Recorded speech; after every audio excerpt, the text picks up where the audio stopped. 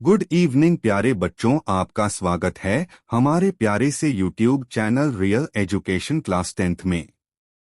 मैं आशा करता हूं कि बच्चों आप सभी अच्छे होंगे और अपना पढ़ाई अच्छे से कर रहे होंगे।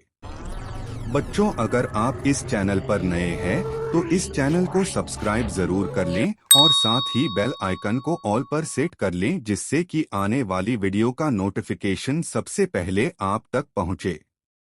तो प्यारे बच्चों, हमने पिछली क्लास में पढ़ा था कि नौबत खाने में इबादत पाठ का फुल स्टोरी वीडियो और ऑब्जेक्टिव क्वेश्चन। मुझे आशा है कि आप सभी अच्छे से नौबत खाने में इबादत पाठ का फुल स्टोरी वीडियो और ऑब्जेक्टिव क्वेश्चन देख लिए होंगे।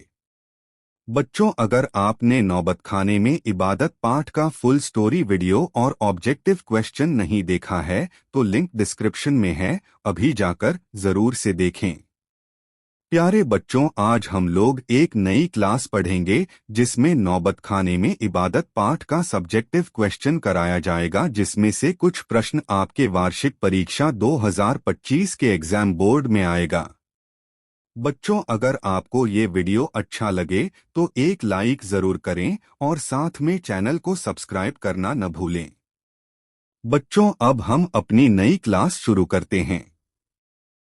प्रश्न संख्या 1, डुमराव की महत्ता किस कारण से है? इसका उत्तर है, डुमराव की महत्ता शहनाई के कारण है। प्रसिद्ध शहनाई वादक बिस्मिल्लाह खां का जन्म डुमराव में था।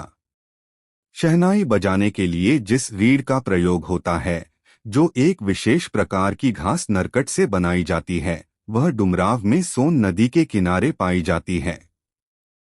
प्रश्न संख्या 2, बिस्मिल्लाह खां सजदे में किस चीज के लिए गिड़गिड़ाते थे? इससे उनके व्यक्तित्व का कौन सा पक्ष उद्घाटित होता है? इसका उत्तर है, बिस्मिल्लाह खान इबादत में खुदा के सामने झुकते तो सजद में गिड़ागिड़ाकर खुदा से सच्चे सुर का वरदान मांगते। इससे पता चलता है कि खां साहब धार्मिक, संवेदनशील एवं निर्भिमानी थे। संगीत साधना हेतु समर्पित थे। अत्यंत विनम्र थे। प्रश्न संख्या 3, सुशिर वाद्य किन्हें कहा जाता है? शहनाई शब्द की व्युत्पत्ति किस प्रकार हुई? इसका उत्तर है, सुशीर वाद्य ऐसे वाद्य हैं जिनमें नाड़ी, नरकट या रीढ़ होती है, जिन्हें फूंककर बजाया जाता है।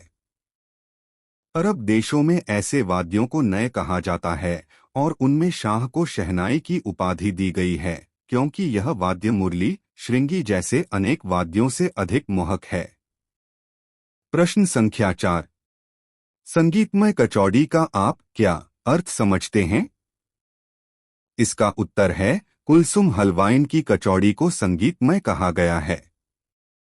वह जैब बहुत गर्म घी में कचौड़ी डालती थी तो उस समय छन से आवाज उठती थी, जिसमें अमीरुद्दीन को संगीत के आरोह-अवरोह की आवाज सुनाई देती थी।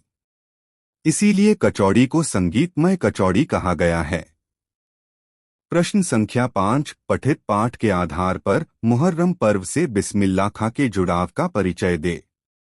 इसका उत्तर है, मुहर्रम से बिस्मिल्लाह खां का अत्यधिक जुड़ाव था। मुहर्रम के महीने में वे न तो शहनाई बजाते थे और न ही किसी संगीत कार्यक्रम में सम्मिलित होते थे। मुहर्रम की 8वीं तारीख को बिस्मिल्लाह खां खड़े होकर ही शहनाई बजाते थे। वे दालमंडी में फातमान के लगभग 8 किलोमीटर की दूरी तक रोते हुए नौहा बजाते पैदल ही जाते थे। प्रश्न संख्या 6, बिस्मिल्लाह खां जब काशी से बाहर प्रदर्शन करते थे तो क्या करते थे? इससे हमें क्या सीख मिलती है? इसका उत्तर है, बिस्मिल्लाह खां जब कभी काशी से बाहर होते तब भी काशी विश्वनाथ को नहीं भूलते। काशी से बाहर रहने पर वे उस दिशा में मुंह करके थोड़ी देर तक शहनाई अवश्य बजाते थे। इससे हमें धार्मिक दृष्टि से उदारता एवं समन्वयता की सीख मिलती है। हमें धर्म को लेकर किसी प्रकार का भेदभाव नहीं रखना चाहिए। प्रश्न संख्या 7, पठित पाठ के आधार पर बिस्मिल्लाह खां के बचपन का वर्णन करें। इसका उत्तर है, अमीरुद्दीन यानी उस्ताद बिस्मिल्लाह खां 4 साल की उम्र में ही नाना की शहनाई को सुनते और शहनाई को ढूंढते थे। उन्हें अपने मामा का सान्निध्य भी बचपन में शहनाई वादन की कौशल विकास में लाभान्वित किया। 14 साल की उम्र में वे बालाजी के मंदिर में रियाज करने के क्रम में संगीत साधनारत हुए और आगे चलकर महान कलाकार हुए। प्रश्न संख्या 8, आशय स्पष्ट करें। काशी को संस्कृति की पाठशाला है। इसका उत्तर है, काशी को संस्कृति की पाठशाला कहा गया है। यह भारत की ज्ञान नगरी रही है।